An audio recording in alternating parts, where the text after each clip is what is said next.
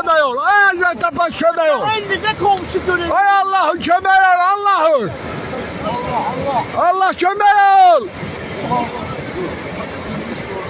Ay bayırda. Ay Allah kömək ol çıksın. Hayır var mı boşluğu diye bağlanacağız. De oradadır. Oy yeter ya. Allah şurada o. Bu da kabağın eşeğiymiş gibi. Ha özün su atsa üzüm çıka bilər yok. Ha özün su atsa. Allah'ım diyor o nezik yerlerden çıkacak. Ha atsa özün su bundan sərfəlidir. Ayo falan. Ha oradan çıkacak.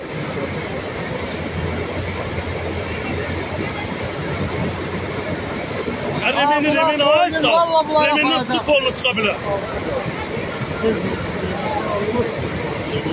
Hər bir gözü gedir ya. Hər bir gözü gedir ya.